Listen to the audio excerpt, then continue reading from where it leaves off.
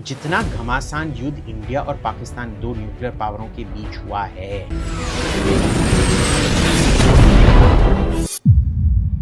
US अकेला नहीं है। यूएस का तो चलिए हम हिस्टोरिकली अगर देखें तो चाहे वो किसी भी जगह जब उन्होंने युद्ध छेड़ा है, they never come out the clear winners. US हर बार फेल होता रहा है, बैटल जीतता है, वॉर हारता है। अफगानिस्तान में उन्होंने तालिबान को हटा दिया पर अल्टीमेटली तालिबान जीत गया। India being a nuclear power कितना बड़ा एक डेटरेंट है, वहीं पे पाकिस्तान भी है, they are also nuclear power. क्या वो उतना ही बड़ा डेटरेंट है? कल नेतन्याहू ने साफ साफ बोल दिया हम ग्राउंड ट्रूप्स नहीं कंट्रीब्यूट करेंगे। बिना ग्राउंड ट्रूप्स के भाई क्या होगा। कर्तव्य बन जाता है कि जब कोई किसी पे जुल्म करता है हम जाके जुल्मी को मार डालें। आप क्या भगवान हैं? मोदी जी गले मिलने जाते हैं, लेकिन एक्चुअल में ट्रम्प का सबसे खास दोस्ती जो है वो पाकिस्तानियों से। ये जो हो रहा है ईरान में, इसमें भी आपको कुछ मेथड नजर आ रहा है या ट्रम्प वाकई एक साल के अंदर अंदर? Kabul in 1963, Tehran in 1965, girls wearing bikinis on the Caspian Sea, girls going around in short skirts at Tehran University। ये वो झलक है जो दिखाते हैं, क्योंकि वो जब दिखाना चाहते हैं कि पाकिस्तान एक टेरर स्टेट नहीं है, वो एक लिबरल कंट्री है, वो क्या दिखाते हैं? बेनजीर भुट्टो का तस्वीर दिखाते हैं। खतरनाक व्यक्ति हैं आप। क्यों खतरनाक? कैसे कैसे लोगों से मिलते हैं। वो तो मिलना ही पड़ता है। India Bangladesh, how do you see that shaping up? Last time भी बोला था India is the house. America is not alone, there is another power like Israel. पर इजराइल कर क्या सकता है? ये नहीं कि मैं ट्रम्प हूँ और ट्रम्प में हूँ, anything like that। और आपको गोल्डन हेयर की जरूरत है। हाँ, गोल्डन हेयर की जरूरत है and all of that। ये मेरा गोल्डन हेयर है। उत्तिष्ठत जागृत प्राप्य वरान्नि बोधत, arise awake and strive for knowledge. नमस्कार, द इंडिक पेन के इस एपिसोड में आपका स्वागत है। आज हमारे साथ द ऑरेकल ऑफ दिल्ली हैं, एक ऐसे गेस्ट जिन्हें लोग जीनियस भी कहते हैं और कंट्रोवर्शियल भी। You can love him and you can hate him, but you can't ignore him. पिछली बार जब ये हमारे पॉडकास्ट पर आए थे, तब इन्होंने ट्रम्प और एलॉन मस्क के बीच के फॉलआउट की भविष्यवाणी की थी। इन्होंने ट्रम्प के उस मेथड टू मैडनेस को डिकोड किया था जो बाकी दुनिया को सिर्फ क्रेजीनेस लग रही थी। And let's be honest, Abhijit Iyer Mitra का track record has been eerily accurate. लेकिन आज सिचुएशन बदल चुकी है। ट्रम्प का पागलपन ईरान से युद्ध में बदल चुका है। वेस्ट एशिया जल रहा है। ईरान वॉर की वजह से ग्लोबल ऑर्डर हिल गया है और इंडिया एक अजीब सी स्ट्रेटेजिक साइलेंस में बैठा है। हमारे पड़ोसी देश नेपाल में बालेन शाह महाकाली सॉन्ग के साथ नेपाल की बागडोर संभालने की शपथ ले चुके हैं और बांग्लादेश में तारिक रहमान नया रास्ता चुन रहे हैं। और सबसे ज़्यादा चौंकाने वाली बात, पाकिस्तान जिसे हम फेल्ड स्टेट कहते हैं, वो आज यूएस और ईरान के बीच सबसे बड़ा मीडिएटर बनकर उभरा है। अभिजीत ने पिछले पॉडकास्ट में कहा था कि ट्रम्प का केओस इंडिया के लिए अपॉर्चुनिटी लाएगा, लेकिन आज इंडिया में एलपीजी सिलेंडर्स 3 गुना प्राइसेस में मिल रहे हैं और ₹93 पार कर चुका है। ये मास्टर स्ट्रोक है या हम एक चक्रव्यूह में फंस गए हैं जिसका एग्जिट डोर नजर नहीं आ रहा? Welcome back Abhijit to our the Indic pen Uttishtha Bharat series again. Thank you so much for making time for us today. Let me dive right into the most important question जो कि अभी सबके दिमाग में चल रहा है कि आपने कहा there is a method to madness in Trump. ये जो हो रहा है ईरान में, इसमें भी आपको कुछ मेथड नजर आ रहा है या ट्रम्प वाकई एक साल के अंदर अंदर he is lost it, he is lost his marbles? देखिए, मैं ये नहीं बोलूँगा सटिया गए हैं। अच्छा, बट प्रॉब्लम क्या होता है कि जब आप आप हमेशा 100% राइट नहीं हो सकते हैं। ठीक है, मैंने भी यूक्रेन वॉर में कितनी बड़ी गलती की थी। मैंने बोला था अगर बाइडेन जीत गया तो यूक्रेन में वॉर होगा, पर उस दिन को 24 फरवरी 2022 या 22 में मैं नहीं मानता था कि जो ग्राउंड कंडीशंस थे वो युद्ध के आरंभ के लिए रेडी थे। सब गलतियां, ये नहीं कि मैं ट्रम्प हूँ और ट्रम्प में हूँ, एनीथिंग लाइक दैट, नहीं। बट बहुत लोग ये भी मानते कि मैं सटिया गया हूँ और और आपको गोल्डन हेयर की जरूरत है। हाँ, गोल्डन हेयर की जरूरत है एंड ऑल ऑफ दैट। ये मेरा गोल्डन हेयर है, मेरा सूर्य मस्तका। करेक्ट, एंड आप देख रहे हैं ना, चमक रहा है, बिल्कुल तेजस तेजस्वी, कितना बिल्कुल, तेजस हाँ। निकल रहा है, हाँ मेरा।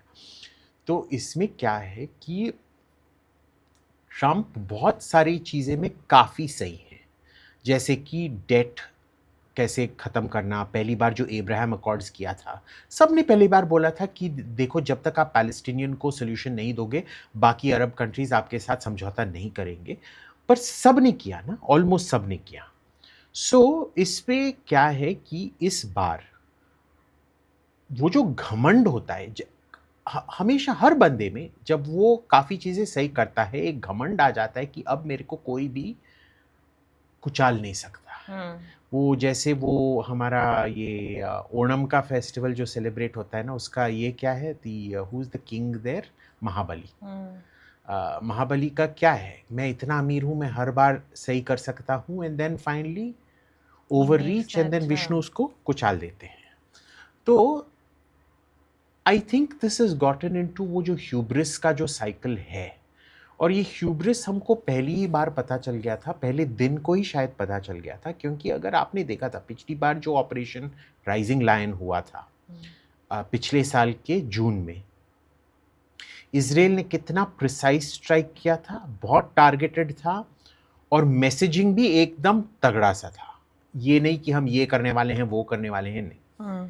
इस बार हर चीज में उनका जो रिडंडेंसी प्लानिंग है, जो अपॉर्चुनिटी कॉस्ट है, कुछ भी ठीक से नहीं किया भाई। पिछली बार ही जब अमेरिकन बॉम्बरों ने नातान्ज पे और फोर्दो पे या इराक पे, पता नहीं कहाँ, अटैक किया था, क्या हुआ था, उन्होंने अल उदैद एयरबेस जो कतर में हो, उस पे ईरानियन ने हमला कर दिया था। आपको कैसे पता नहीं था कि वो इस बार भी करेंगे? और आपके तो उधर हर देश में बेसिस हैं, तो आपका भी एक ड्यूटी ऑफ केयर बनता है कि आप उन देशों के बारे में भी सोचो जो ईरानियन मिसाइल रेंज के अंदर हैं, जिनमें आपके बेसिस हैं, कि भाई वो क्या करेंगे। कुछ नहीं किया अभी तक। कितना 30-40 दिन तो हो ही गया है ना, कि 30 दिन, आज 30 दिन हो गया, एक महीना हो गया। अभी तक आपने एक भी जहाज मिसाइल डिफेंस के लिए, कोई नया इक्विपमेंट, नए रिफिल्स ऑफ मिसाइल्स अभी तक आपने गल्फ में नहीं भेजे हैं। इसका मतलब क्या हुआ? इतने दिन आप बोल रहे थे कि हम हवा से ही रेजिम चेंज करवाएंगे, अब आपको क्या, पहले 4,500, अब 10,500 हमको पता चलता है ट्रूप्स आप उधर ग्राउंड ट्रूप्स भेज रहे हैं। भाई 10,500, Iran is 1.5 times half the size of India. 1.6 million square kilometres, हम 3.2 मिलियन है, वो 1.6, और वो पूरा 1.6 मोस्टली माउंटेन्स है। आप कैसे 10,500 ट्रूप्स के साथ क्या करोगे भाई? क्या करोगे आप? सो ये एक किस्म का अब पूरा चीज जो है, ये कॉम्पेंसेशन, फेलियर कॉम्पेंसेशन के बाद फेलियर कॉम्पेंसेशन के बाद फेलियर कॉम्पेंसेशन के बाद फेलियर कॉम्पेंसेशन हो रहा है। वियतनाम भी ऐसे ही शुरू हुआ था। आपको पता है पहले जो अमेरिकन ट्रूप्स वियतनाम में गए थे, कितने गए थे? गेस? 90। किसी ने नहीं सोचा था अरे हम 90 मिलिट्री एडवाइजर भेज रहे हैं, हम 90। कुछ तो हो नहीं सकता है। फिर वियतनाम में क्या हुआ? ऐसे ही होते रहता है। So this is, I think, they underestimated Iran. Do you think I don't think it wasn't just कि उन्होंने underestimate किया, they overestimated themselves. बट यहाँ सिर्फ यूएस अकेला नहीं है। यूएस का तो चलिए, हम हिस्टोरिकली अगर देखें तो चाहे वो किसी भी जगह जब उन्होंने युद्ध छेड़ा है, they never come out the clear winners there. US हर बार फेल होता रहा है। बैटल जीतता है, वॉर हारता है। अफगानिस्तान में उन्होंने तालिबान को हटा दिया, पर अल्टीमेटली तालिबान जीत गया।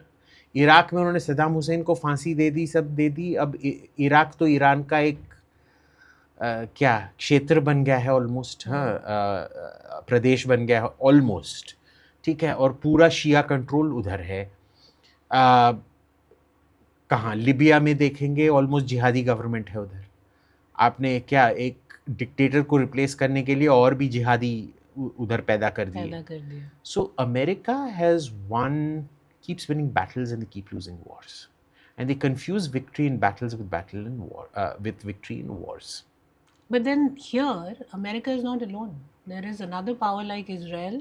पर इजराइल कर क्या सकता है? इजराइल अगर आप देखेंगे, जो साउथ दिल्ली है ना, उसका पॉपुलेशन है इजराइल का पूरा पॉपुलेशन. आप साउथ एक्स, ग्रेटर कैलाश, वो Panchsheel Park, Panchsheel Enclave, Safdarjung Enclave, Vasant Vihar तक, वसंत विहार से लेके जो ओखला तक का पॉपुलेशन है, उसमें आपका पूरा इजराइल आ जाएगा. है ना? वो क्या लगभग हरियाणा का आधा साइज है. हरियाणा से पूरे हरियाणा आप एक दिन में जा सकते हो. हरियाणा का आधा साइज तो आप आधे दिन में खत्म कर सकते हो. तो कौन सी बड़ी ये कद्दू पे तीर मार दी इन लोगों ने. So it is a very small country. ठीक है, they can do amazing things short term, पर लॉन्ग टर्म आप गाजा पर भी कब्जा मेंटेन करते रहेंगे. लेबनान, सदर्न लेबनान को भी आप ऑक्यूपाई करेंगे. इराक में कल नेतन्याहू ने साफ साफ बोल दिया, हम ग्राउंड ट्रूप्स नहीं कंट्रीब्यूट करेंगे. बिना ग्राउंड ट्रूप्स के भाई क्या होगा? हवा से अगर सब कुछ, हवा से आप बहुत कुछ कर सकते हैं, पर हवाई युद्ध की भी लिमिटेशंस होती हैं कि आप ग्राउंड कंट्रोल नहीं कर सकते. सो इसमें एक, I do believe they overestimated their own ability. और देखिए, अगर आपको रेजिम चेंज करना है, रेजिम चेंज के लिए आपको बहुत सारा प्रेप ग्राउंड पे करना पड़ता है. ये एक साल में ना, जब से पिछले जून में ऑपरेशन खत्म हुआ से अब तक, अगर बॉस रेजिम चेंज अगर आपको करना है, 3-4 साल का ग्राउंड प्रिपरेशन कम से कम.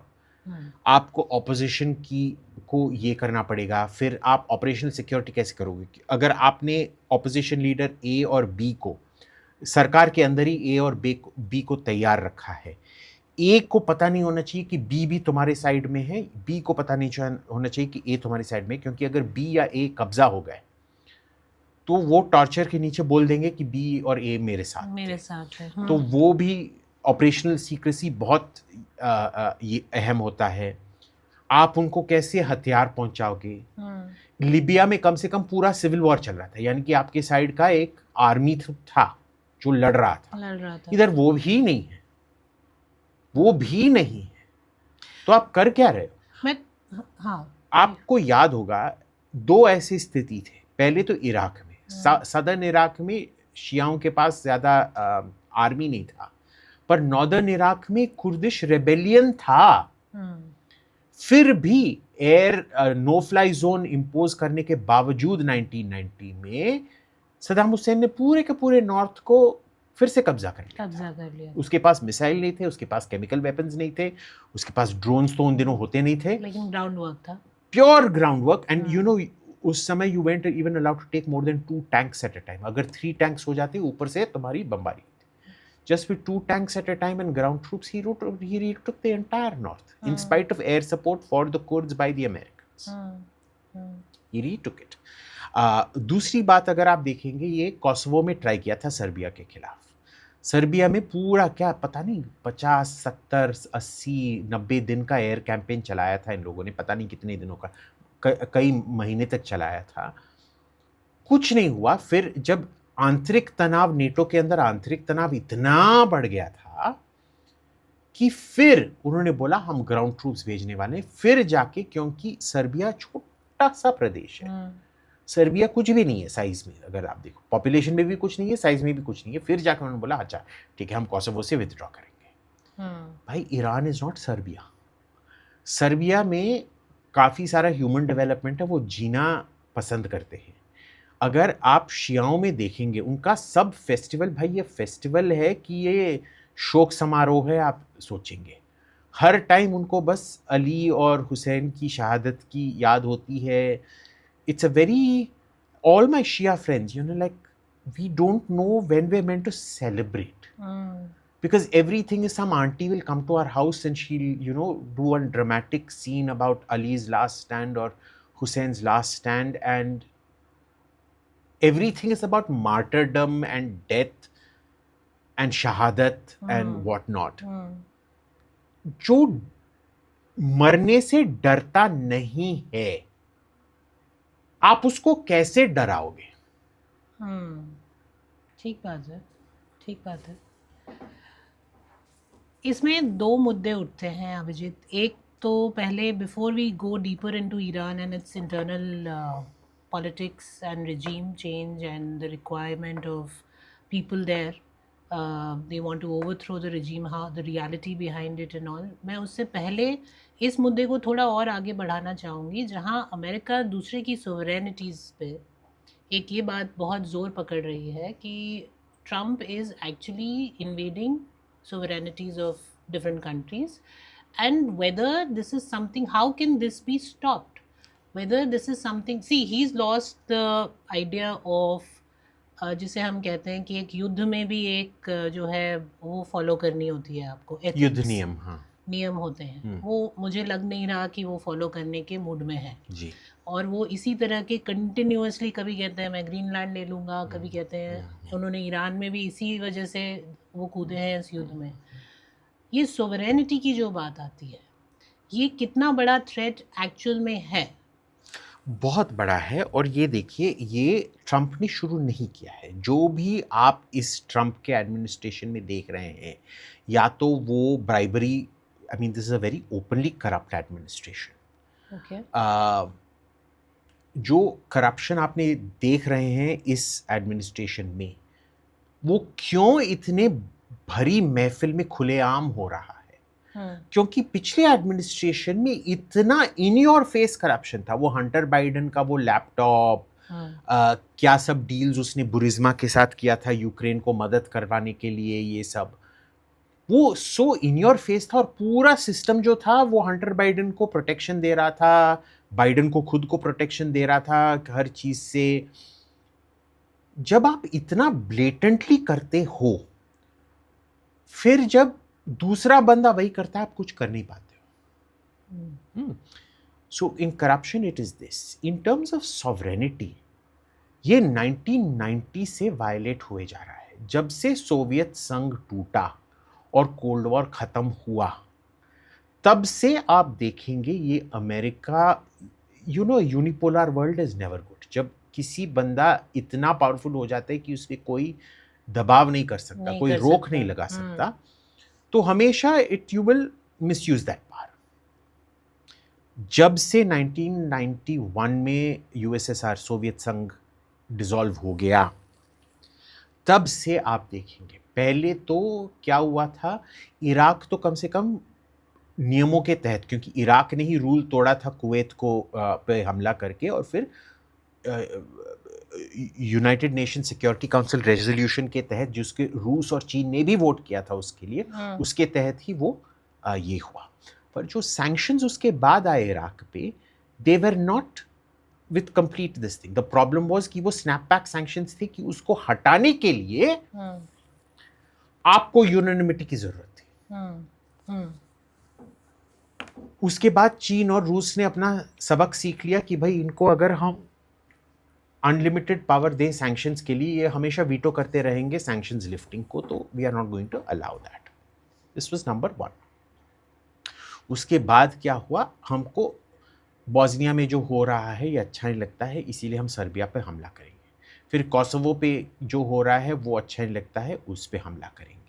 लिबिया में फिर क्या था, सो पहले तो यूरोप में था। एंड माइंड यू, जब कोसोवो में इंटरवेंशन हुआ था, आपको पता है नेटो ने क्या बोला?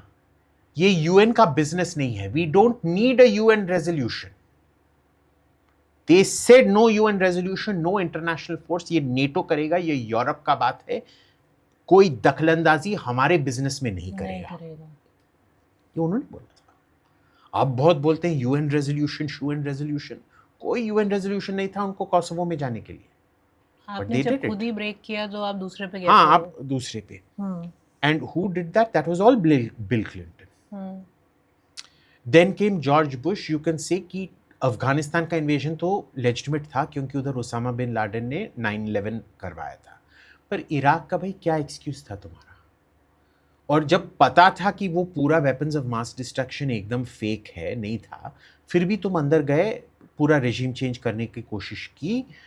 वो फिर उसके बाद सीरिया में भी करना चाहते थे, ईरान में भी करना चाहते थे, नॉर्थ कोरिया में भी करना चाहते थे, पर अफगानिस्तान और इराक में इतना घमासान वो इंसर्जेंसी हुआ कि वो फिर डाइवर्ट नहीं कर पाए अपना अटेंशन।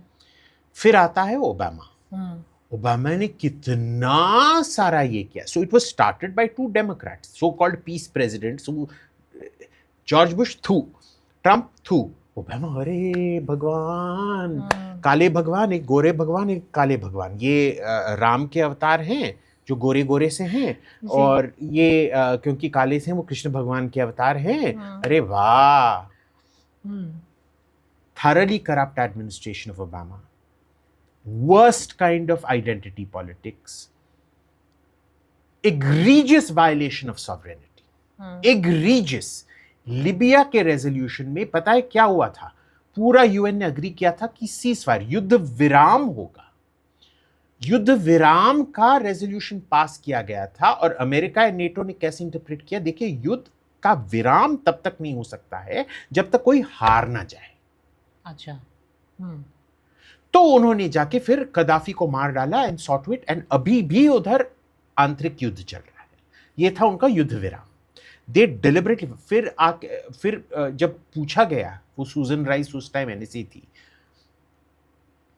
भाई उनको तो पता था कि हम क्या करने वाले हैं। अच्छा, अनऑफिशियल। सो वो बोलते हैं कि जब रूस बोलता है कि गर्बचेव और जॉर्ज बुश सीनियर के बीच में समझौता हुआ था कि नेटो और ईस्टवर्ड एक्सपेंशन नहीं करेगा और पूर्वी दिशा में एक्सपैंड नहीं होगा। करेगा। तो अमेरिका बोलता है कहाँ लिखा था? कागज दिखाओ। ठीक है। जब ये यूएन रेजोल्यूशन का वायलेशन करते हैं लिबिया पे, सीज फायर पे, वो बोलते हैं रूसियों को पता था, हमने प्राइवेट में बोल रखा था कागज दिखाओ, कागज नहीं दिखाएंगे। ये सब कागज नहीं दिखाएंगे वाले क्यों इतने चमनचूती होते हैं? जी। वैसे अगर आप देखेंगे सूजन राइस और ओबामा का जो शक्ल है, वैसा ही वाला शक्ल है जो ये क्या शाहीन बाग वाले लफंटरों का था जी। बदबू भी वही आती है उनसे। नहाते नहीं है ना 5-10 दिन, और आपको तो पता है वो जो फॉरेन लोग हैं वो धोते नहीं हैं। जी। हाँ, तो और पता नहीं, हिंदुस्तान ही एक देश है जहाँ उनको भगवान की तरह आके आइए मेरे गोरे सोफा बैठ जाइए, जब भी वो उठते हैं बड़ा भूरा सा एक निशान लग जाता है सोफा पे। मैं जब भी होटल में जाता हूँ मैं बोलता हूँ, जब रेस्टोरेंट में बैठता हूँ बोलता हूँ, भाई वो गोरा आदमी मेरे से पहले बैठा था, स्टेरलाइजर ले आके पूरा इसको स्टेरलाइज कर, और उसके ऊपर तौलिया लगा के फिर बैठता हूँ। आप पे भेदभाव का आरोप लग सकता है। लगे वो गोरे हैं भाई, गोरे तो बहुत ये होते हैं, गोरे हमारे खिलाफ भेदभाव करते हैं, हम गोरों के खिलाफ क्या? See, black on white is not racism, white on black is. हाँ, But let's come back to the point where we were of sovereignty and the fact that ये नया नहीं है और ये यूएस काफी समय से करता आ रहा है। जब आप तो इसका नतीजा आप देख लीजिए। पहला चीज ये है कि आपने जो हम एक दूसरे पे हमला नहीं करेंगे उसका जो जूरिस्प्रूडेंस था वो खत्म कर दिया। आप कोई भी रीजन पे आप हमला कर सकते हो, इसीलिए। और जो कोसोवो में था उन्होंने क्या ये किया? Right to protect, R2P, responsibility to, right नहीं है, रिस्पॉन्स हमारा कर्तव्य बन जाता है कि जब कोई किसी पे जुल्म करता है हम जाके जुल्मी को मार डालें। यही आप क्या भगवान है? नहीं, भगवान को वो हक बनता है, आपको नहीं हक बनता है। तो पहले वो जो इंटरवेंशन, नॉन इंटरवेंशन, और अगर आप आर्टिकल 2.4 यूएन चार्टर का देखेंगे, आप ना ही तो टेरिटरी के बेसिस पे ना ही तो पॉलिटिकल डिस्पेंसेशन के बेसिस पे इंटरफियर कर सकते हैं, साफ साफ लिखा हुआ है। तो ये रिस्पॉन्सिबल ह्यूमन राइट्स के बेसिस पे नहीं कर सकते हैं। उसमें कोई यूएन चार्टर में मेरे को दिखाइए कि ह्यूमन राइट्स के बेसिस पे आप कर सकते हैं, नहीं। उन्होंने ये क्वाजी जुडिशियल डॉक्ट्रिन निकाला जिसके तहत वो करेंगे, तो आपने उसको तोड़ दिया। फिर जब आप हर रेजिम को चेंज करते रहते हो, वो रेजिम क्या सोचते हैं कि भाई इनसे बचने का बस एक ही उपाय है, वो है परमाणु हथियार। क्योंकि जिन देशों के पास परमाणु हथियार हैं ये उनको रेजिम चेंज नहीं कर पाए हैं, जिनके पास भी परमाणु हथियार नहीं थे उन सबको इन्होंने चेंज करके छोड़ा है. Hmm. So first, you broke the security that a country has कि its regime cannot be changed. दूसरा आपने ये तोड़ा कि एनपीटी का मेंबरशिप फायदेमंद है. नहीं, इन्होंने बना दिया कि एनपीटी का मेंबरशिप फायदेमंद नहीं है, क्योंकि जब तक आप परमाणु हथियार नहीं ये लोगे बनाओगे, तब तक आपके नेताओं को और आपके पूरे नेताओं के खानदान को, जैसे सद्दाम हुसैन के बेटों को भी ये कर दिया गया जी, सबको हम मार डालेंगे और रेजिम चेंज कर डालेंगे. तीसरा उन्होंने क्या किया? सैंक्शंस. तो आप परमाणु हथियार क्यों लेते हैं जब आपके नॉर्मल हथियार जो कन्वेंशनल वेपन हैं वो आपको मिल नहीं रहे हैं? सैंक्शंस करके आपने ये भी देख लिया कि आपको नॉर्मल हथियार मिल नहीं रहे हैं. जो लीगल प्रोटेक्शन था आपका वो चला गया. जो पूरा इंसेंटिवाइजेशन जो है आज एक देश का, अगर वो अमेरिका के साथ सहमत नहीं है, वो बहुत सीधा है कि अगर आपको सरवाइव करना है आपके पास न्यूक्लियर वेपन्स होने ही चाहिए. You incentivize nuclear proliferation. You incentivize the breaking of the law. और ये आके बकबक करते हैं rule of law. I mean, I'm sorry, I've never seen a bigger bunch of people. And you know, one thing I've realized is there are no more brainwashed, brain-dead people than the Europeans. Not Americans, but Europeans. वो तो जो Americans हैं उनका एक बहुत वो natural वो जो वो ईस्ट वेस्टवर्ड एक्सपेंशन का वो जो रेबेलियस नेचर है, क्वाजी क्रिमिनल नेचर है, वो डिसरिस्पेक्ट फॉर अथॉरिटी जो है वो अमेरिका में बहुत तगड़ा है कि हम अथॉरिटी को रिस्पेक्ट नहीं कर सकते हैं. अगर आप अथॉरिटी में हैं आपको हम उंगली करते ही रहेंगे. यूरोप में नहीं है. यूरोप में अथॉरिटी को एकदम पूजा जाता है. हिंदुस्तान में जो भी अथॉरिटी पे होगा ना, हम अमेरिकन की तरह हम उंगली करते रहेंगे. अच्छा, कॉप हो, ठुल्ले हो, कितना कल टेकिंग कितना हुआ, बीबी है और वो कहाँ है, ये हम करते रहते हैं. ऐसे आप मेरे को बता दीजिए कौन सा पॉलिटिशियन है और कौन सा कॉप है, कौन सा बाबू है जिसको रोज गाली नहीं पड़ती है जी. उधर नहीं है. You know, it was very curious. Some of the most wise people, heads of industry, heads of intelligence, Europe में जिनके साथ मैंने इंटरेक्ट किया है, वो बोलते हैं देखो हम प्राइवेट कंपनी को अपना डेटा नहीं देंगे, पर हम अपनी सरकार पे ट्रस्ट करते हैं, उनके साथ हम ये शेयर करेंगे. इसीलिए आप देखेंगे ये जो मास हिस्टेरिया है, it is much more prevalent in Europe. पहले वो बोलते हैं कि देखिए गोरे लोग सुपीरियर हैं, काले लोग इंफीरियर हैं. Yeah, white man's the burden, क्या वो white man's burden. हाँ, the white man's burden. ठीक है. फिर वो बोलते हैं क्रिश्चियनिटी बहुत सुपीरियर है, बाकी सब काले काले भूत लोग पता नहीं किन चीजों को. हाँ, या the civilising message of Christianity. फिर 1945 के बाद सब कुछ बदल जाता है. Oh, racism very bad. फिर सब जो भी बोल रहे थे कि गोरे आदमी सुपीरियर है, oh racism very bad, racism very bad. फिर बोलते हैं कि 1945 तक nationalism, rule Britannia, Deutschland uber alles. उसके बाद डॉइचलैंड उबर आलिस, अरे बैन कर दो. अगर कोई डॉइचलैंड उबर आलिस बोलेगा उसको जेल में डाल दो. British nationalism, you can't wave the British flag, उसको भी जेल में डाल दो. एवरीबॉडी, जब सरकार बोलेगा कि ये फोन है, सब यूरोप में बोलेंगे ये फोन है. जब वो बोलेंगे ये एक्चुअल में एक हाथी है, दिखाई भी देगा ये हाथी नहीं है, तब भी वो बोलेंगे कि हाथी है. They are so brainwashed. So completely brainwashed, it's not even funny. I have seen this with my own eyes. पहले ये फुकुशिमा जब हुआ था, फुकुशिमा वो न्यूक्लियर डिजास्टर जो हुआ था ना, आप देखेंगे उसके पहले इतने सारे, उस टाइम जर्मनी में एक न्यूक्लियर रेनेसांस होने वाला था, बिकॉज जो French reactors are the global standard. ठीक है, उनका 75% of their energy comes from nuclear. So it's a very sustainable green energy. And contrary to what people believe, nuclear is actually the greenest energy we have. सो क्या होता है कि there were so many Germans, and about almost 20% of modern nuclear reactor, Western modern nuclear reactor patents are German patents. 15 to 20%, depending on the model. ठीक है, वो इतना दिल्ली में आके बोल रहे थे nuclear nuclear, please go for nuclear, this and that. फिर फुकुशिमा हुआ, और फुकुशिमा के बाद बम्बई में ये गेटवे हाउस है ना, हमारी जो मंजीत कृपलानी जी चलाते हैं, वो wonderful think tank that they have in Bombay, उनका एनुअल समिट था. ये बिल्कुल फुकुशिमा के बाद हुआ.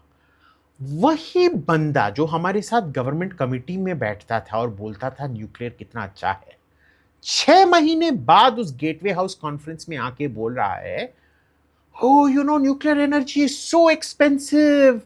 There is, it doesn't make any sense for the money you invest. So the same guy who was telling us about the economics of nuclear energy. उसका हृदय परिवर्तन हो गया 6 महीने में. जी.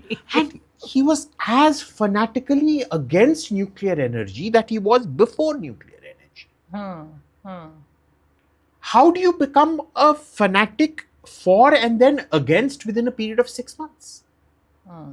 And then you know what happened with Germany? Today, all the problems they're facing is because Angela Merkel decided after Fukushima 180 degree हम nuclear बन, पहले तो वो 70 to 90% अपना न्यूक्लियर करना चाहते थे, फिर हम बनाएंगे ही नहीं. तो यूरोपियन से बड़ा आपको कोई मक्कार ढोंगी कहीं भी नहीं मिलेगा, कहीं भी नहीं मिलेगा. अगर आप एक मच्छर और एक यूरोपियन को देखते हो, पहले यूरोपियन को पीटो. चलिए, यूरोपियंस ढोंगी है, अमेरिकन जो है एक अपने ही वर्ल्ड बस ढोंगी नहीं है, मक्कार ढोंगी. ठीक है, मक्कार ढोंगी है, और अमेरिकन अपने ही वर्ल्ड में हैं, वो अपने आप को सुपर पावर ऑलरेडी समझते हैं, दादागिरी करते हैं. लेकिन आपने एक बहुत इम्पोर्टेंट जो बात कही, वो कही कि न्यूक्लियर पावर जो देश है उनके साथ वो इस तरह की हरकत नहीं करेंगे. आपको याद होगा कि जब वेनेजुएला का उसको उठाया था प्रेसिडेंट को, तो एक बड़ी ज़ोरदार वो चली थी इंडिया में कि काश कि मोदी जी को भी ऐसे ही उठा ले, जो एंटी मोदी ब्रिगेड है. मुझे ये बताइए कि India being a nuclear power कितना बड़ा एक डेटरेंट है फॉर एनी सच इस तरह की एक छेड़खानी करने के लिए. वहीं पे पाकिस्तान भी है, they are also nuclear power. क्या वो उतना ही बड़ा डेटरेंट है? यहाँ हम अगर देखें तो ईरान के केस में तो in fact they are working as a strong mediator, और बार बार जो है नैरेटिव ये बिल्ड हो रहा है कि मोदी जी गले मिलने जाते हैं, लेकिन एक्चुअल में जो है ट्रम्प का सबसे ख़ास दोस्ती जो है वो पाकिस्तानियों से. इस बारे में थोड़ा मैं आपके विचार जानना चाहूँगी कि ये हो क्या रहा है, how should one interpret this. ठीक है, सो देखिए, न्यूक्लियर डेटरेंस एक कॉन्सेप्ट है. ओके. जो आप 20 रुपए का नोट हाथ में रखते हैं, उसका एक्चुअल वैल्यू 20 रुपए नहीं है, शायद 20 पैसे भी नहीं है. If you look at the actual value of the paper, आपको विश्वास है कि आप अगर उसको सेंट्रल बैंक में ले जाएंगे, आपको 20 रुपए तक का सामान मिलेगा. जी, ठीक है. डेटरेंस उसकी तरह है, जो न्यूक्लियर डेटरेंस है.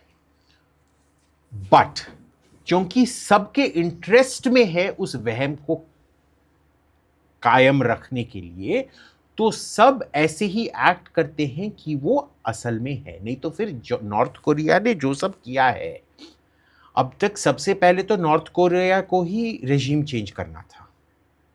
पर क्योंकि नॉर्थ कोरिया के पास न्यूक्लियर वेपन्स हैं, कोई उसको छू नहीं पाता है. छू नहीं पाता है अलग चीज है, छू नहीं सकता है अलग चीज है. बहुत अच्छी तरह से छू सकते हैं, और उसका रेजिम चेंज भी हो सकता है. अच्छा, बिल्कुल. Small country, mountainous, yes. Will it be difficult? Yes. But can it be done? Yes. But अगर उस दौरान उन्होंने आप पे एक न्यूक किया, अज्यूम न्यूक किया, मोस्टली गेट्स इंटरसेप्टेड, 1-2 गिरे भी, do you think it's the end of America? No, America will go on. The problem is जो टैबू है न्यूक्लियर वेपन्स का, वो आपने बंद कर दिया. हम अभी समझते हैं कि अगर एक भी न्यूक्लियर वेपन हो जाए, उस इतना नास्टी है, उसके बाद रिकवरी ही इम्पॉसिबल है। वाई? जापान पे 2 न्यूक लगे, उसके बावजूद वो फर्स्ट वर्ल्ड कंट्री, पूरा रिकवरी करके फर्स्ट वर्ल्ड कंट्री है। ठीक है, बहुत अमीर देश है, बहुत शक्तिशाली देश है, पर फिर भी हम मानते हैं कि एक न्यूक्लियर वेपन भी जाना ये नहीं होगा, क्योंकि कल अगर आपने एक वेपन यूज किया, परसों कोई और 100 वेपन यूज कर सकता है। सो सबके इंटरेस्ट में उसको ना यूज करने के लिए, इसीलिए सबके इंटरेस्ट में है कि ये न्यूक्लियर डेटरेंस का एक वहम बरकरार रखो, पर वो एक वहम है। Ultimately I do believe at some point of time it will break, and at some point of time a nuclear weapon will be used, and that will be the end of nuclear deterrence as we understand it now. You already see the science of it between India and Pakistan, क्योंकि जितना घमासान युद्ध India और Pakistan, 2 nuclear पावरों के बीच हुआ है, वो कभी भी 2 न्यूक्लियर पावरों के बीच में नहीं हुआ है। ठीक है, जब कोरियन वॉर हुआ था चीन और अमेरिका के बीच में, चीन न्यूक्लियर पावर नहीं था। जब ब्रिटेन और अर्जेंटीना के युद्ध हुआ था फॉकलैंड्स में, Argentina was not a nuclear power, there was never a nuclear threat even made. Korea में न्यूक्लियर थ्रेट किया गया था मकार्थर ने, पर आइजनहावर ने बोला कि भाई no, you can't do this, and he sacked MacArthur. So it has never actually been tested. I think India and Pakistan will be the beginning of the end of nuclear deterrence. Oh God. We have already moved. You're again predicting something which is direct right at our home. Yeah, because we have already moved so deep away from nuclear deterrence. जो सिंदूर में हुआ था, वो इतना, it was an actual war. Why do we forget this? We were bombing Islamabad, we were bombing Rawalpindi, we were bombing Karachi, we were bombing Lahore. Actual bombing with missiles, with bombs. Why have we forgotten that? That has never happened between 2 nuclear powers. So I think the end of the concept of deterrence, nuclear deterrence, will start here. अब आती है Trump की बात। Trump में I won't say कि पाकिस्तान उनका, वो बहुत ट्रांजैक्शनल है, उनके लिए कुछ भी मायने नहीं रखता है, हर चीज उनके लिए ट्रेडेबल कमोडिटी है। तो पाकिस्तान क्या ट्रेड कर रहा है? Pakistan can do in your face corruption right here and now. अच्छा, इंडिया अगर करता है, थोड़ा सोफिस्टिकेटेड करना पड़ता है कि अंबानी भाई, मुकेश भाई जाके थोड़ा उधर 1-2 बिलियन इन्वेस्ट करो उनके रिफाइनरी पे, फिर अदानी भाई जाके इनका थोड़ा वो फ्लोरिडा में कुछ ये तेल के इंस्टॉलेशंस लगाओ। Lieutenant governor of Delhi Taranjit Sandhu भाई, इनका थोड़ा परमिशन दो कि ट्रंप का टावर इधर आए। ये सब जेस्टेशन पीरियड 5, 7, 10 साल का है। प्रॉफिट अमेरिका को है, ट्रंप को नहीं है। ठीक है, ट्रंप टावर का तो डायरेक्ट प्रॉफिट इसको बनता है, पर वो भी अप्रूवल्स में 6-7 महीने लग जाएंगे। Pakistan is in your face corruption, in your face corruption. उधर क्या होता है कि आप, पैसा चाहिए सर, अभी $300 मिलियन ले लीजिए सर, इसमें क्या बात है? पाकिस्तान के पास कहाँ से पैसा आ रहा है? पाकिस्तान के, it is Pakistani crypto Bros, they keep a very tight control over the diaspora. Hindustan में जो आप डायस्पोरा की जो टेल वैगिंग देखेंगे, you will never see it with the Pakistani diaspora. Why is the Pakistani diaspora so loyal to the government in Pakistan? Reason? They are all part of the elite. Okay. और जो elite के part नहीं है, वो elite का part बनना चाहते हैं। वो एक इंसेंटिवाइजेशन है आपका। So it's very effective eight controlling it's diaspora, unlike India. और वो चीजें कर सकते हैं जो हम नहीं कर सकते, क्योंकि अगर आप गरीब हैं या अगर आप अमीर हैं, आपकी अमीरता आपका पाकिस्तान में कंट्रोल के वजह से है। अगर आप गरीब हैं तो आपका खानदान अभी भी पाकिस्तान में है। पाकिस्तान में कभी भी आपके खानदान को उठा के मार डाला जा सकता है ना, no problem, you it can be done. So before we move ahead, just a small reminder to hit the subscribe button. Okay. Okay, that's something which is very baffling. It's crude, but it's very effective. So what do you think is Pakistan negotiating for? अभी जब इस negotiations में और mediator के role में वो कूदा है, तो वो अपने लिए क्या चाह रहा है इस transactional देखिए, ये relationship में? मीडिएशन है ना, सब आई डोंट नो क्यों लोग समझते हैं कि ये मीडिएशन किसी को देना ये बहुत बड़ी कितना बात बड़ा है। सम्मान है. अच्छा. It is the most thankless job. Hmm. It is like saying कि लिपिका जी, मैं ना आपसे आपका इतना सम्मान करता हूँ कि मैंने निर्णय ले लिया है कि आप मेरे एक दिन के कूली बन जाएंगे. तो मेरा सूटकेस है, जरा ले आइए उधर. आपको कितना सम्मान दे रहा हूँ. ये कॉफी है ना, जरा भर के ले आइए जरा. कितना सम्मान दे रहा हूँ आपको. एक नेगोशिएटर सबसे मार खाता है, सबसे उसके मुंह पे थूका जाता है. Ask Jawaharlal Nehru. He tried negotiating the Korean War. The North Koreans hated him, the South Koreans hated him even more. Syngman Rhee hated Indians to such an extent after Nehru's negotiation. उन्होंने ये बोला कि नेहरू एक communist है, इसको कोई भी सभ्य देश में अलाउ नहीं करना चाहिए. सिंगमान री, साउथ कोरिया के पहले राष्ट्रपति ने बोला था. जो फिलीपींस के जो डिफेंस मिनिस्टर हैं, उन्होंने खुले मंच पे नेहरू को बोला कि ही इज वुली हेडेड.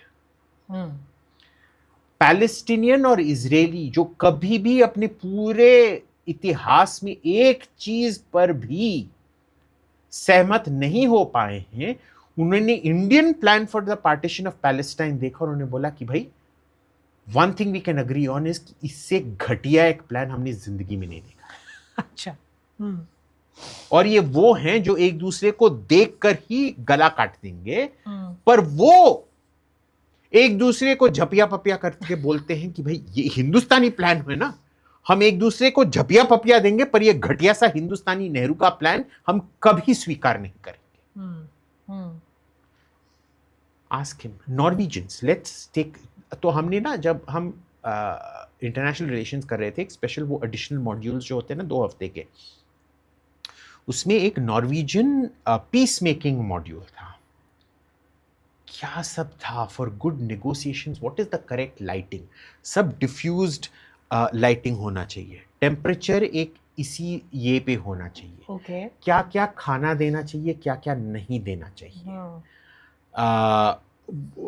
वो क्या था कि अगर if negotiations are not going well, you make the temperature colder or hotter or something like that, so Okay. people get That kind of research went into it.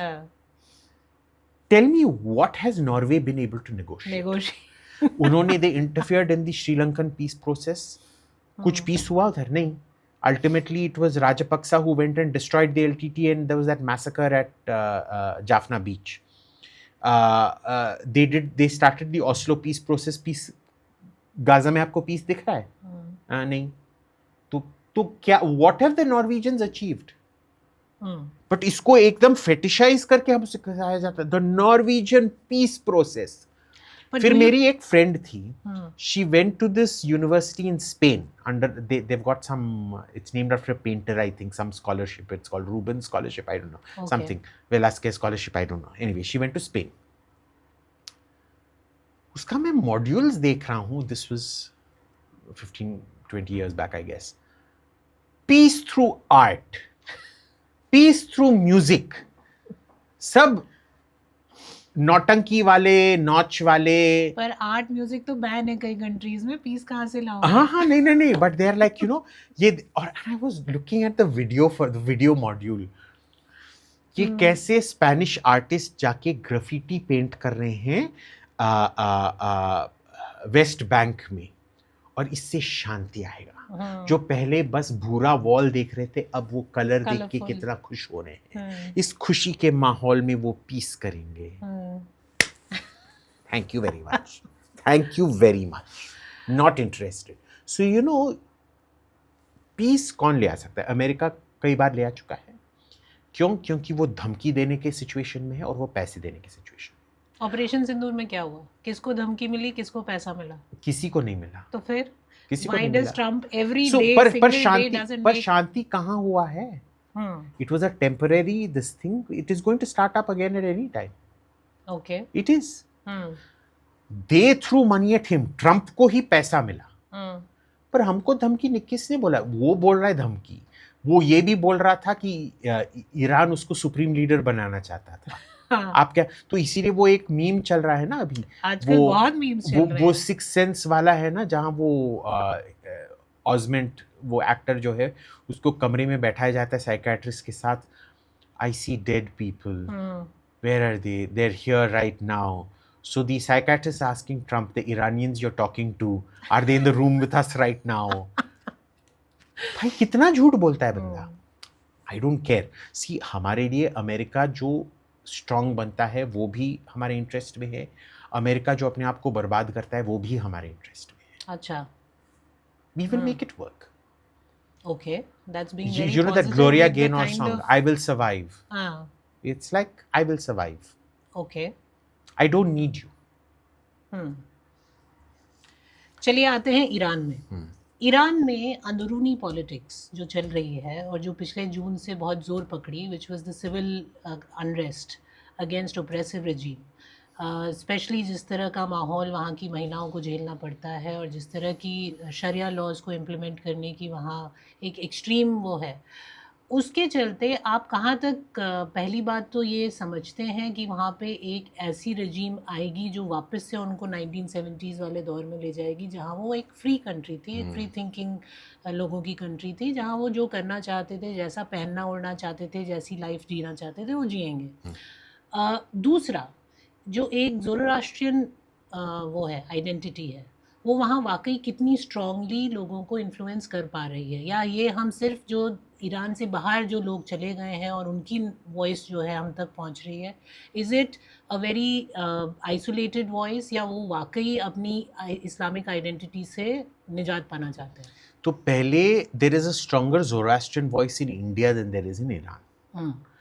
ये हिंदुस्तानी लोग भी ना वो देखते हैं, वो फारवाहार, वो जो ईगल के जो पंख हैं और उसके बीच में अहुरा माजदा ऐसे करके खड़े हुए हैं, वो बस वो सिंबल देख के ज़ोरास्ट्रियनिज्म वापस आने वाला है, एक्स मुस्लिम का मूवमेंट चल रहा है, इस्लामिक वर्ल्ड पूरा नास्तिक में बदलने वाला है।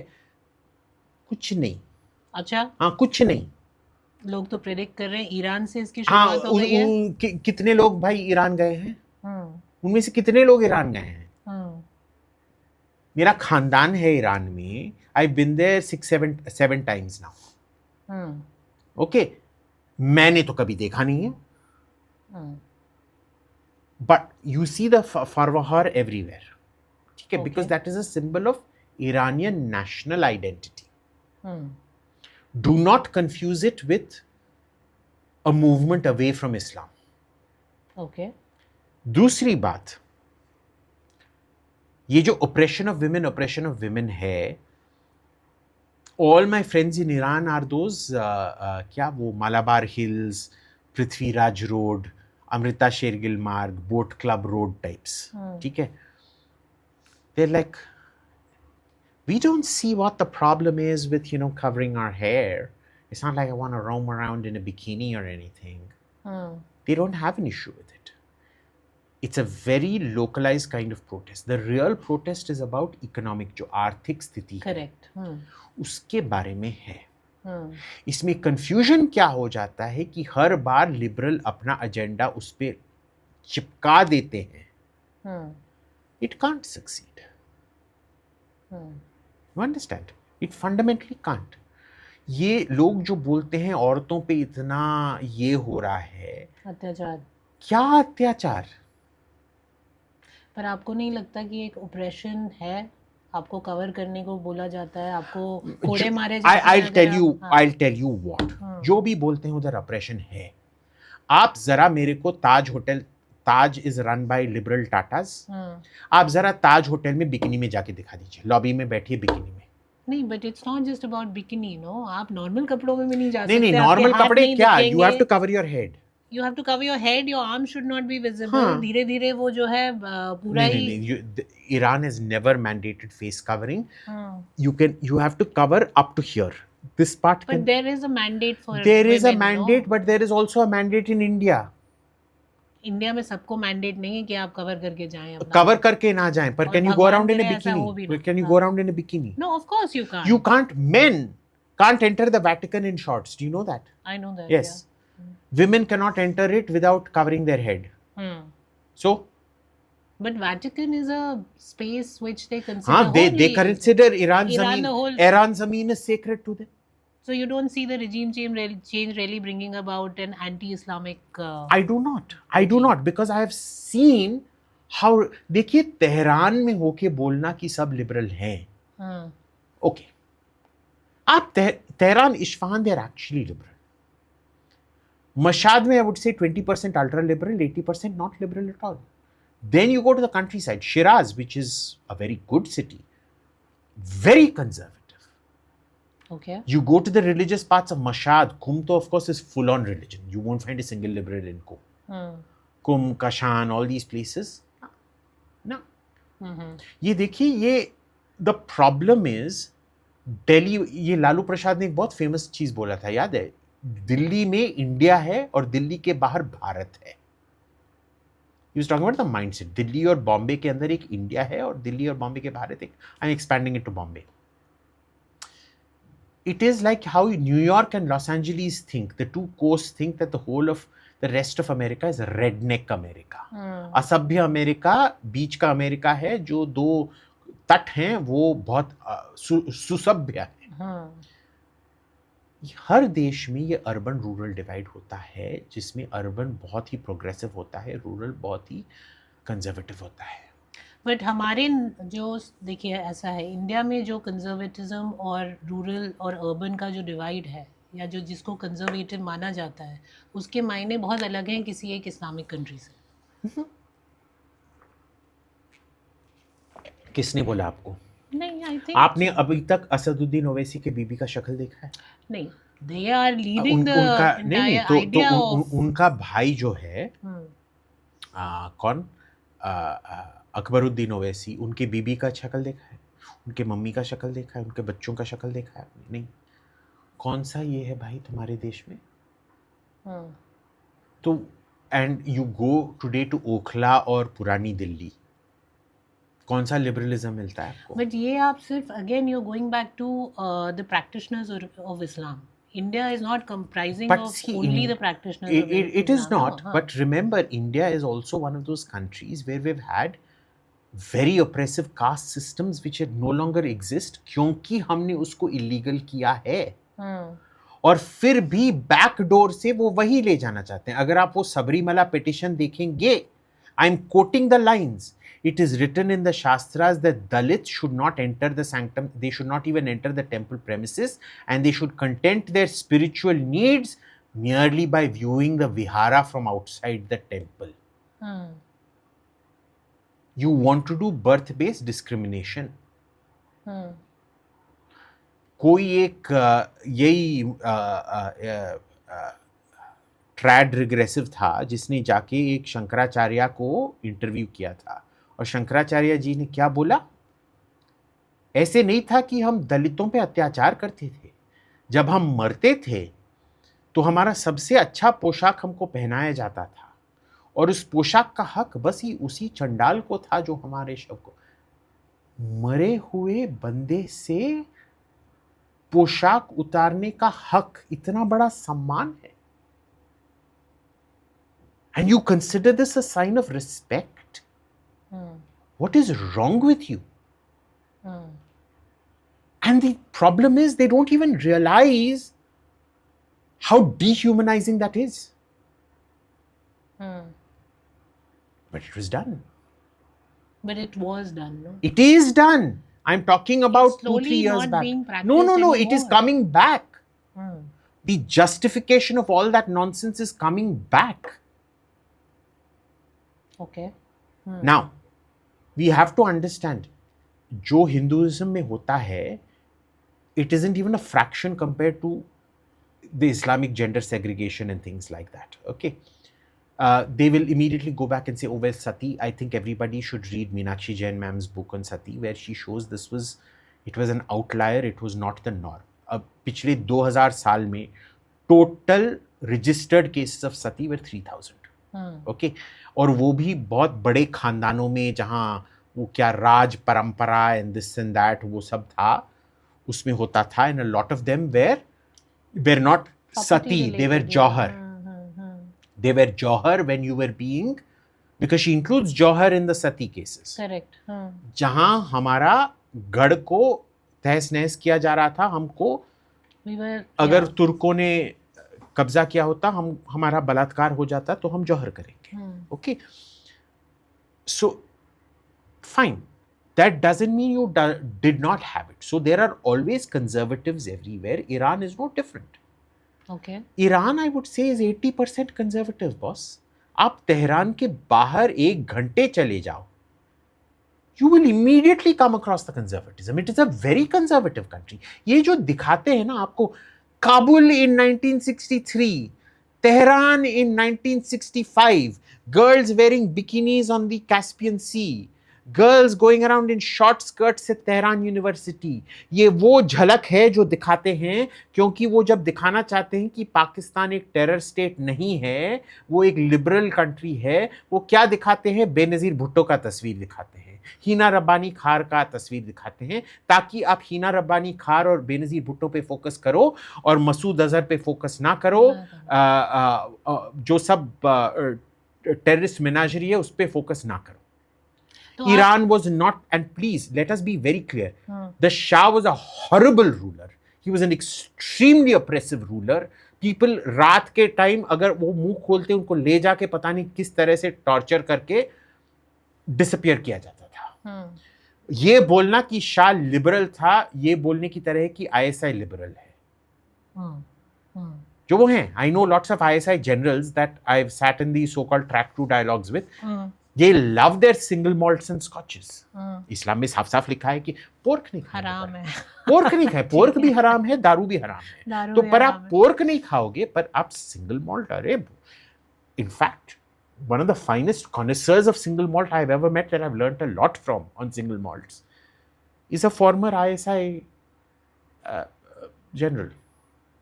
खतरनाक व्यक्ति हैं आप. क्यों खतरनाक? कैसे लोगों से मिलते हैं? वो तो मिलना ही पड़ता है जी.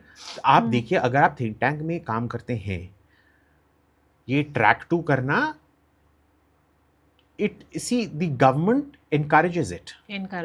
Because for me, track 2 isn't about any peacemaking. I long ago made up my mind कि peace तो होने वाला नहीं. It is all about intelligence gathering. Yes. आप उनके साथ बैठो, उनका माइंड मैप करो, ये किस टाइप का आदमी है.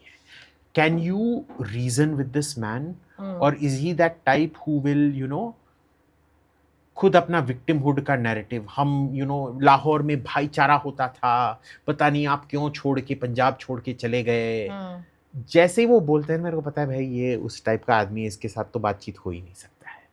ठीक है. And it's been very rewarding. 95% of them are not worthy of further engagement. Okay.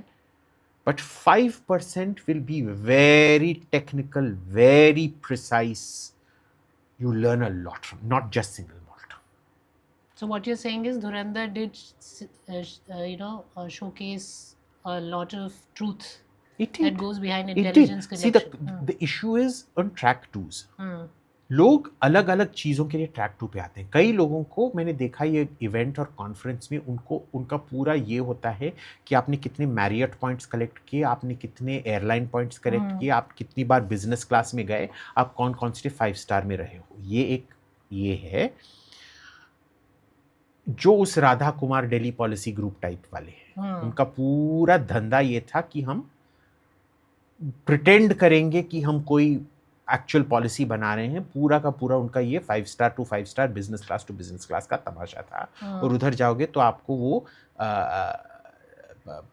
Pakistan का फेमस डांस मिलेगा, इधर आओगे तो भरतनाट्यम परफॉर्मेंस मिलेगा, जो भी. ठीक है. There is a second set of people who go believing कि we are so important, we can actually make peace. ये लोग भी हैं. There are idealists. There is a third bunch of people who after retirement वो relevant होना चाहते हैं। हम्म, उनका ये क्या ये बिजनेस क्लास इससे कोई संबंध नहीं है। वो बस खुश हैं कि जब वो सर्विस में थे वो बात नहीं कर सकते थे, सर्विस के बाद कोई उनको सुन रहा है, उनको कोई तो सीरियसली ले रहा है। हम्म, चौथा टाइप है मेरा टाइप। हम्म, मेरा पूरा गेम उधर जाके, भाई तू सही बंदा है, सही बंदा नहीं है, तू मेरा क्या काम कर सकता है, तू मेरा क्या काम नहीं कर सकता है, क्या तू मेरे को अच्छा इन्फॉर्मेशन देगा, नहीं अच्छा इन्फॉर्मेशन देगा। It's very clear, otherwise I have no use for you. ठीक है, ठीक है। ठीक है, सो it's just that I don't know why people think these countries are so progressive and Iranian women want to break up. And मेरे को ये reality check तभी हुआ. I used to believe the same thing in spite of going to Iran so many times. I used to believe the same thing till in 2019 I went to Afghanistan. Okay. क्योंकि अफगानिस्तान में the northern areas Mazari Sharif जहाँ Uzbek population है, I remember going to Uzbekistan a year और 2 years prior, और उधर क्या था, लोग वोडका लेके आते थे अफगानिस्तान में देखने के लिए, क्योंकि ये स्कर्ट पहने ब्लाउज पहने घूम रहे हैं। वो बाइनोक्यूलर और टेलीस्कोप से देखते थे कि लोग उस साइड में कैसे बुर्का, because you know burqa is banned in Uzbekistan, you will go to jail for wearing a burqa. Which also I disagree with, because you know, freedom of choice is freedom of choice. If they want to wear a burqa, the issue is, you know, you never know when it's choice and when it is forced on you. तो anyway, तो वो देखते थे जू की तरह. तो मैंने सोचा हाँ ये कितने oppressed ladies हैं whatever. मैं जाके उनसे बात कर रहा हूँ, बोल रहे हैं भाई तुमको you have no idea how we live.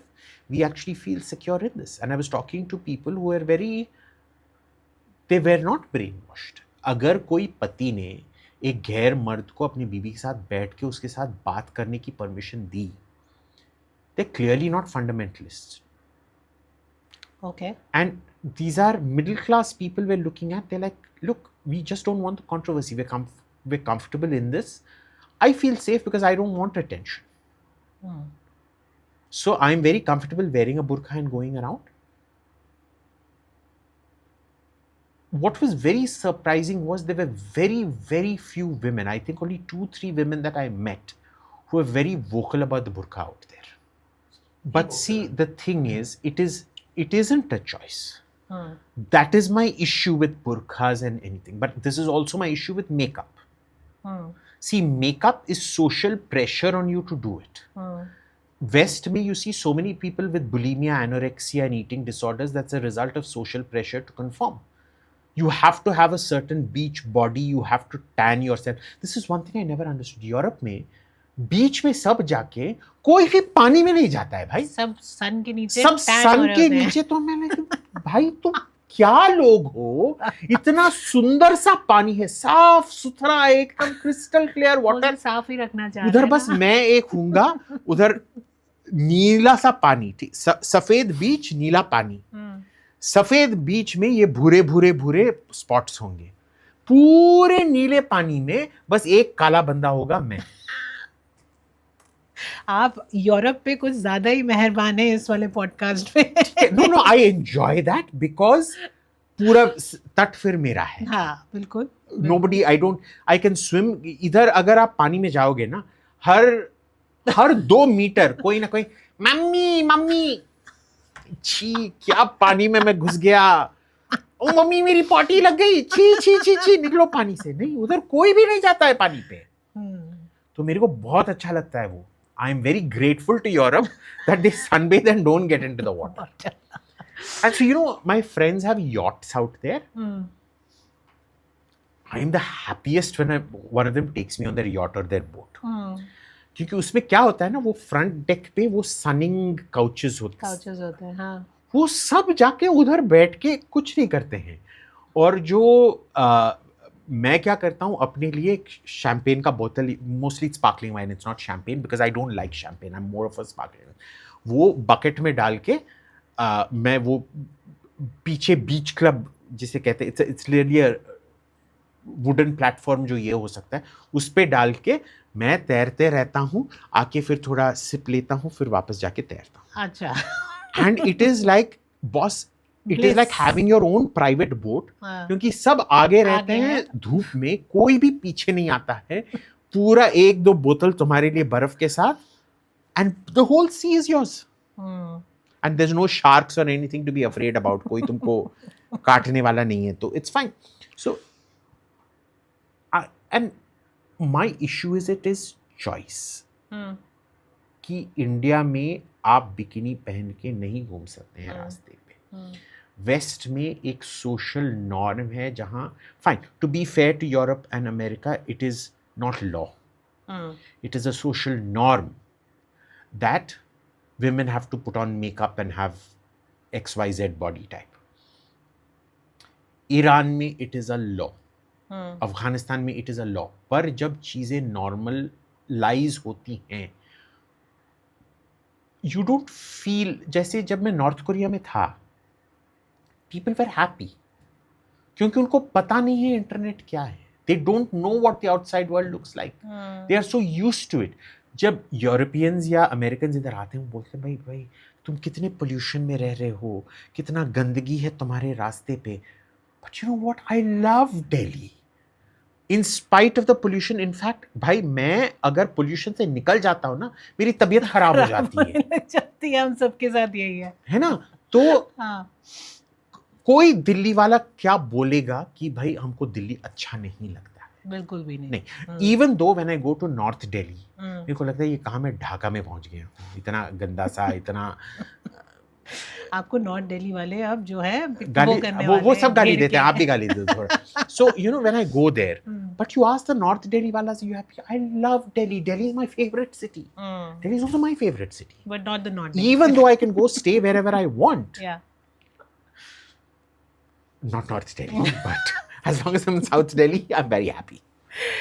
चलिए ज़रा फटाफट लास्ट के कुछ क्विक क्वेश्चंस मैं करूँगी अभिजीत आपसे, बिकॉज हमने ईरान की बात की, हमने यूरोप की बात की, हमने अमेरिका की बात की, लेकिन हमारे भारत की हमने अभी तक बात नहीं की है. तो कुछ क्विक क्वेश्चन से मैं इनको वो करना चाहूँगी. पहला, इस वॉर का क्या इम्पैक्ट आप देखने जा रहे हैं ऑन भारत, जो ये ऑलरेडी हल्ला मच चुका है कि हमारे पास 70 डेज़ के रिजर्व्स हैं, ये सब बातें सरकार, though they are saying it, but how difficult do you think the times ahead are?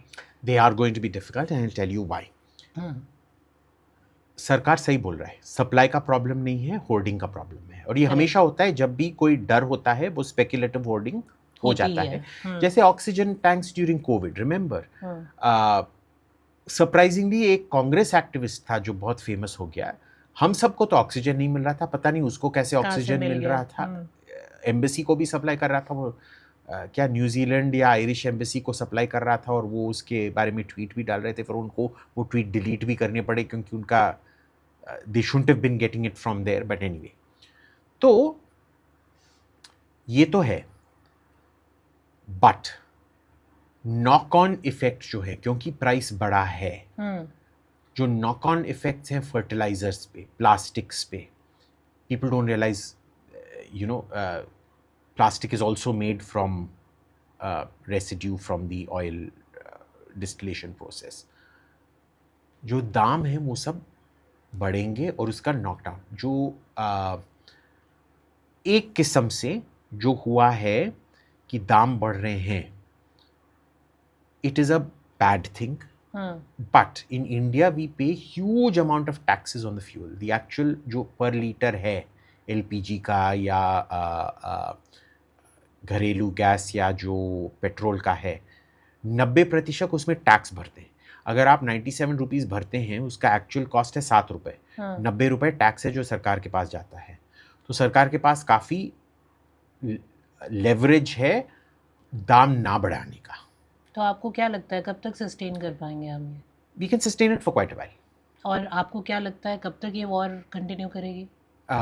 मेरे को लगता है ये ख़त्म ना होने वाला है. ये एक स्पोरैडिक वॉर होने वाला है. थोड़ी देर रुकेगा फिर से शुरू होगा, थोड़ी देर रुकेगा फिर से शुरू होगा. आई विल नॉट,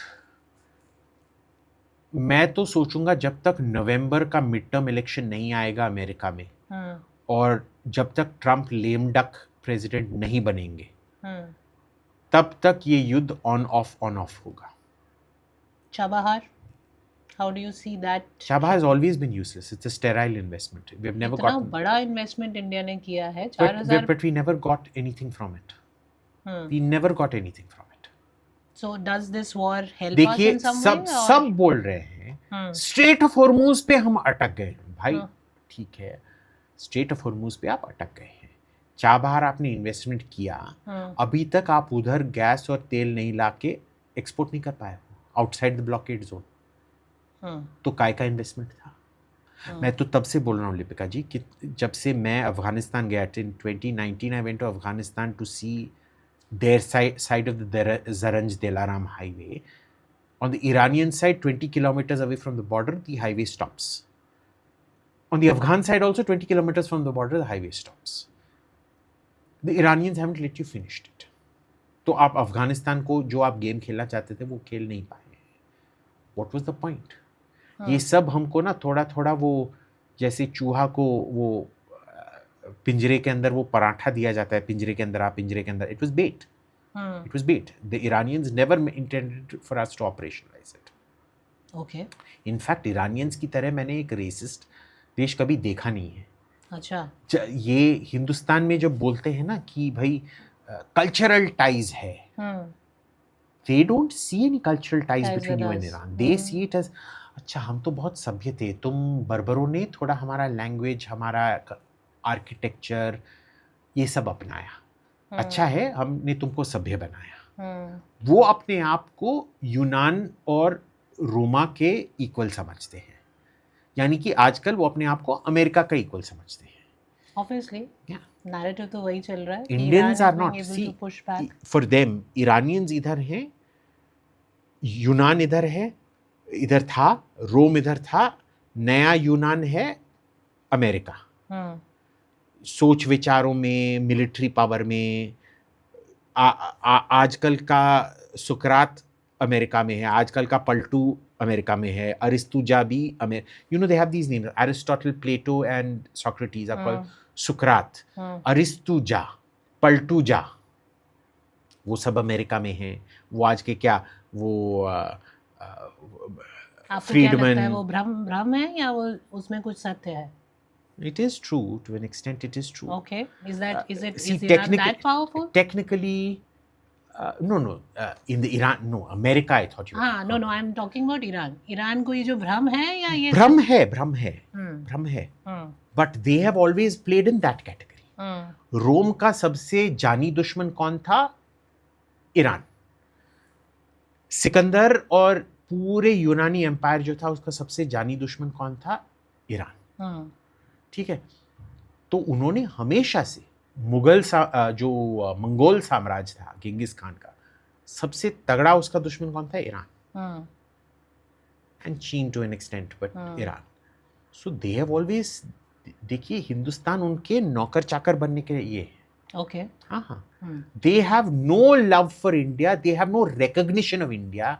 जब आपने कितने ईरानियन टूरिस्ट को हिंदुस्तान आते हुए देखा है? किसी को नहीं. जब सैंक्शंस पड़ते हैं, सब के सब ईरानियन रूसी टूरिस्ट, क्योंकि रशिया इज आइसोलेटेड, उन्होंने गोवा को अपना कॉलोनी बना के रखा है. आप देखेंगे बहुत सारे ईरानियंस आपको बैंकॉक में मिलेंगे. हिंदुस्तान क्यों नहीं आते? अगर इतना अफिनिटी है आपका, हिंदुस्तान क्यों नहीं आते हैं? They don't like you, they don't consider you one of them. तो ये जो पैसा जा रहा है खमेनी के डेथ के बाद, जो पैसा इकट्ठा हो रहा है कश्मीर में और जा रहा है ईरान के लिए, ठीक है, वो कितना जा रहा है भाई?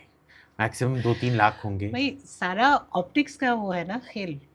ऑप्टिक्स का खेल तो वो करने दो. अच्छी सी, I have always maintained we should be multi balancing. क्या अमेरिका को बोलो हाँ हम तुम्हारी साइड में हैं, ईरान को बोलो हाँ हम आपके साइड में. आपको लग रहा है हिंदुस्तान ये कर पा रहा है? हाँ बिल्कुल. Actually we have done it brilliantly this time. You think so? 100%. तो जो ये प्रेशर बिल्डअप हो रहा है ऑपोजिशन का, आपने जब से ये शुरू हुआ, have you seen me criticise our government at all? Narendra surrender you mean is then? No, I pushed back on Narendra surrender. मैं कितना गाली देता हूँ बीजेपी को और मोदी को. इस बार मैंने सिंदूर के टाइम भी नहीं दिया, because it was a very well handled thing. Okay. Quickly, India Bangladesh, how do you see that shaping up? Last time भी बोला था India is the house. Okay. जो But you Las want- Vegas में हाँ। आपको जितना भी लगे आपने जीता है, असली जीत उस कसिनो का हुआ है, which is the house. South Asia में वी आर द हाउस, जीत है। हमेशा हमारी ही होगी।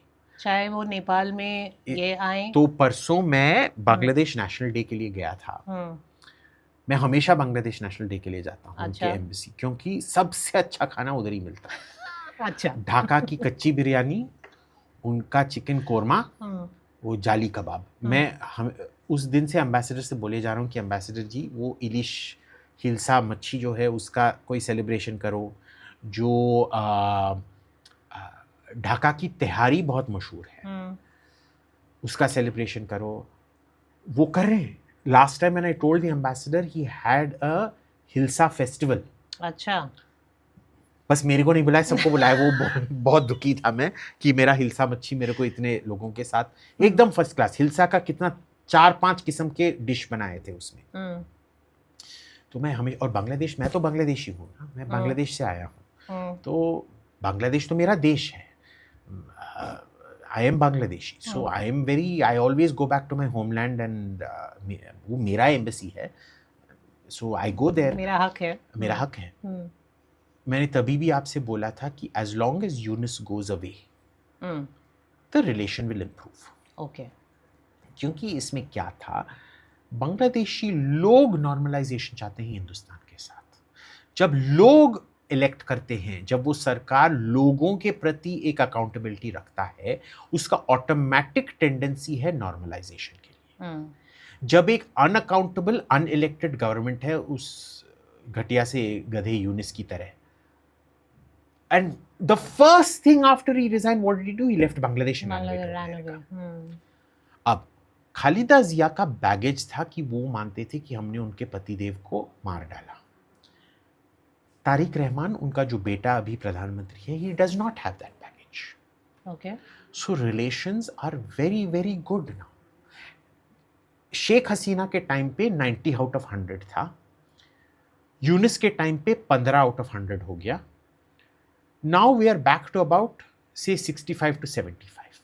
Okay. वो 15 हमको काम करना पड़ेगा, but see we can with an elected government we can work. Even at the worst time with Khalida Zia, it was never as bad as it is with Yunus. क्यों? क्योंकि खालिदा जिया अल्टीमेटली उनको पता था कि उनके इंटरेस्ट हिंदुस्तान का interest है। So even Khalida Zia, as much as she hated India, she never crossed a certain line, which Yunus could, because zero accountability. How do you see India Nepal with Balin Shah and his Hindu identity? ठीक हो जाएगा। ठीक, देखिए, Hindu identity doesn't matter with Nepal. Okay. आप हिंदू भी होंगे, वो महाकट्टर हिंदू भी होंगे, जब उनको पॉलिटिक्स खेलना है और इंडिया को किसी चीज पे ब्लेम करना है, वो इंडिया को ब्लेम करेंगे। ओके। ठीक है, दिस इज वो बड़ा छोटा भाई का जो ये होता है ना, हर चीज बड़े भाई का ही फॉल्ट होता है। We just have to keep quiet and take it. सब बोल रहे थे कि श्रीलंका में कम्युनिस्ट प्रेसिडेंट आ गया है, वो चीन का कठपुतला होगा। कहाँ है भाई? He is the most pro India president for very long time. वो मुइज़ू जो मालदीव्स में था, बोल रहे थे कि भाई ये होगा वो होगा। So never don't be reactive. Take a calm, mature view. They need to know that they are allowed to do what they want. We're not, ये मत करो, वो मत करो. You give them their freedom to do what they want. They mature themselves. और आप देख रहे हो ना, राहुल कितना पैम्पर्ड एक बच्चा था और हर चीज में जाके अपना इनसिक्योरिटी दिखाता है. Whereas you look at kids who have been brought up with a great deal of freedom, limited freedom. You can't, like, बच्चों को बहुत ज़्यादा फ्रीडम दे दिया, फिर वो पुणे जो हिट एंड रन हुआ था, उस पोर्शा हिट एंड रन, उस टाइप के बच्चे बन जाते हैं. बट एक डिसिप्लिन्ड फ्रीडम के साथ आप किसी के साथ डील करोगे, it will produce a very good result. It's like that with these countries. You give them the, don't be over. ये प्रॉब्लम कहाँ से शुरू होता है कि अगर आपको याद है, जब बांग्लादेश ने खुद को आज़ाद किया था हमारे मदद के साथ, जो ट्रीटी हमने उन पे इम्पोज किया था, it was just like Bhutan, it was a new colonial treaty. उसका उनको बहुत देर hurt by it and we never acknowledge that hurt. It has now come to a stage कि भूटान पे हम जो भी ट्रीटी रिस्ट्रिक्शंस थे उस पे हमने हटा दिए, क्योंकि इस सरकार पता है कि you can't control countries, let it be, let them. You have to have faith in people's ability to grow themselves and understand what is in their interest. And everything will fall in place. So we treat them like adults, and after a period of time, they adjust to their adulthood and start treating you like adults. Abhijit, आपके साथ एक conversation काफ़ी नहीं होती कभी भी, लेकिन आज मैं इस कॉन्वर्सेशन से ये ज़रूर लेके जा रही हूँ कि continuing with our resilient civilisational identity, India will come out of all the mess that we are seeing around. Insha Ganesha. Thank you so much once again हमारे लिए वक्त निकालने के लिए, and we'll call you back again, and I hope you'll come back to us. Of course. Yeah. Of course I will. But thank you. It was Thank always you fun. so much. Thank you. Thank you so much. Every civilization has stories worth remembering. If you want to be part of reclaiming the Indic narrative, subscribe to this podcast right now and share it with those who value our heritage.